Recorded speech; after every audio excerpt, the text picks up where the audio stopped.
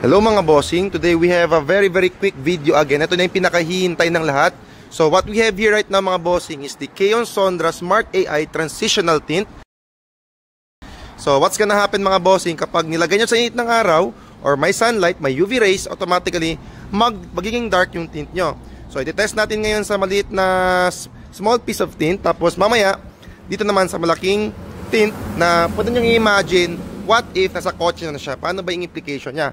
So what we're gonna do mga bossing, i-cover natin itong part na to ng something, tapos itong iba, the whole thing is gonna be exposed sa direct sunlight para makita nyo yung difference mga bossing. So let's start with this mga bossing. Sa maliit muna tayo. So ang gagawin natin mga bossing, itong part na to cover natin ng ganyan, tapos itong other half is expose natin sa sunlight. Okay, so yan, expose natin mga bossing. See the difference kung gaano kabilis yung pagiging dark niya. Same thing sa mga mga bossing, sa mga sunglasses natin, mga eyeglasses na transition siya. Yan, just a few seconds automatically mga bossing dark na siya. So now, see the difference mga bossing. So this one mga bossing is low to medium, and then what we also have what we call medium to dark. So depende po sa variant na gusto nyo. Yan siya mga boss, medyo mahirap na lang i-focus kasi medyo maliit siya. So ngayon, dito naman tayo sa bigger demonstration sa kotse natin nilagay. We will cover siguro this part kasi puti, tapos yung iba exposed sa sunlight.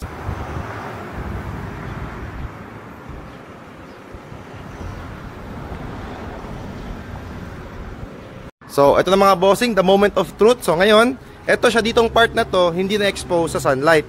So, ito ngayon mga bossing ngayon, tatanggalin natin. Let's see the difference. You know, kitang-kita nyo mga bossing, yung ibang part ng tint is naging dark na siya because tatamaan siya directly sa sunlight.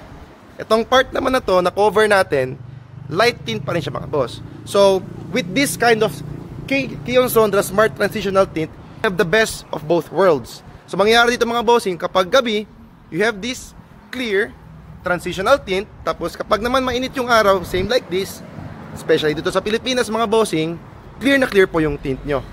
Yan mga bossing. So eto mga bossing, again, this one is low to medium, so we also have medium to dark. So depende po sa gusto nyo. Kung gusto nyo medyo dark, go with medium to dark. If gusto nyo naman medyo light lang, tapos mag-go siya into medium kapag nag-transition, so choose this one. So available tayo mga bossing for reservation. So by the way, itong tint na ito, ikakabit natin to dito sa Nissan Patrol. We already have around 7 bookings for this tint. Hindi pa namin na-release finally, but yung mga bossing, pansin nyo, same color na ulit. Ganun kabilis. So, parang sunglass lang talaga siya, wear glass mga bossing. So message nyo na kami for inquiries. Peace!